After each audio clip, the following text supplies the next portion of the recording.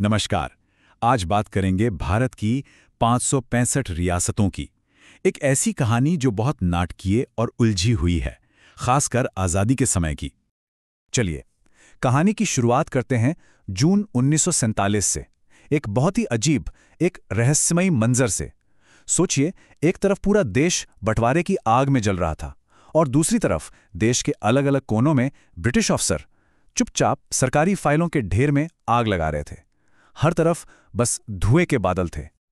तो सवाल यह है कि आखिर इन कागजों में ऐसा क्या था। देखिए, ये कोई मामूली सरकारी दस्तावेज नहीं थे।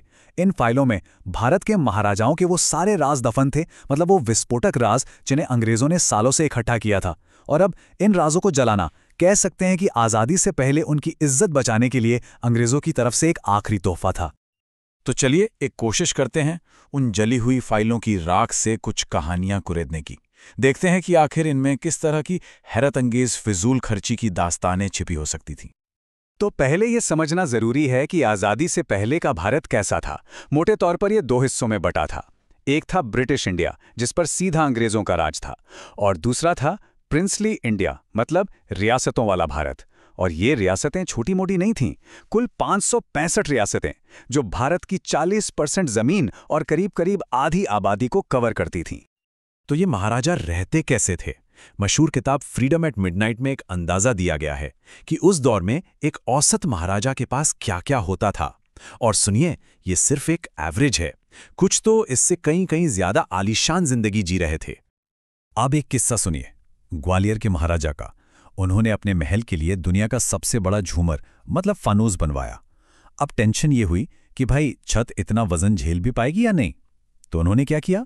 एक बड़ा ही अनोखा टेस्ट किया।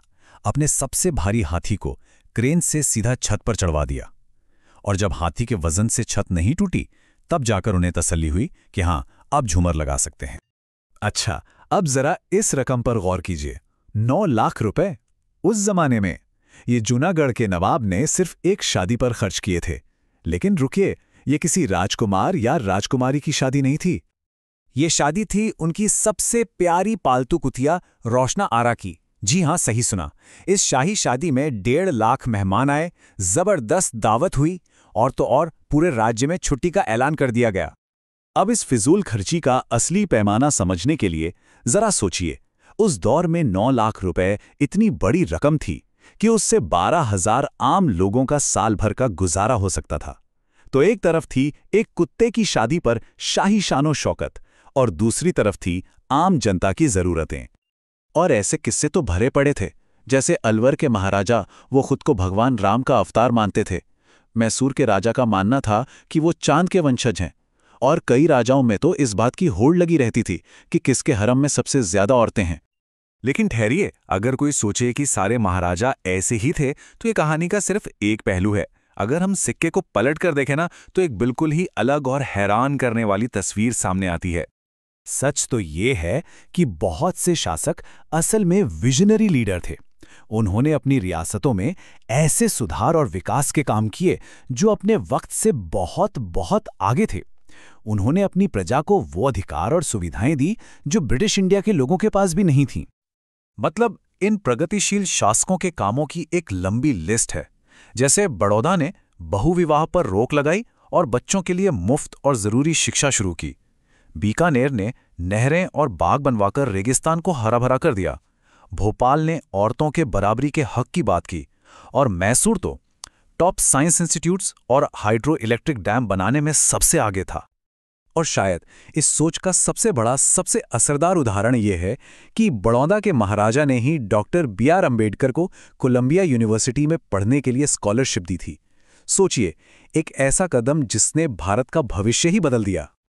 लेकिन त्रासदी यही थी कि कुछ गिने चुने फिजूल खर्च राजाओं की वजह से इन अच्छे और काबिल शासकों का नाम भी खराब हो गया। उनके अच्छे काम उन अय्याशियों की कहानियों के नीचे कहीं दब गए। तो अब आते हैं कहानी के आखिरी हिस्से पर। वो दौर जब लॉर्ड माउंटबेटन ने इन सभी 565 रियासतों को नए नए आज़ाद हुए भारत में शामिल करने के लिए अपनी आखिरी और सबसे बड़ी चाल चली। अब देखिए, आज़ादी तो बस दरवाजे पर खड़ी थी और महाराजाओं के सामने 3 रास्ते थे। भारत में शामिल हो जाओ, पाकिस्तान में शामिल हो जाओ या फिर आज़ाद रहो। और कई महाराजा तो बड़े ही अजीब अजीब बहाने बनाकर इस फैसले को टाल रहे थे।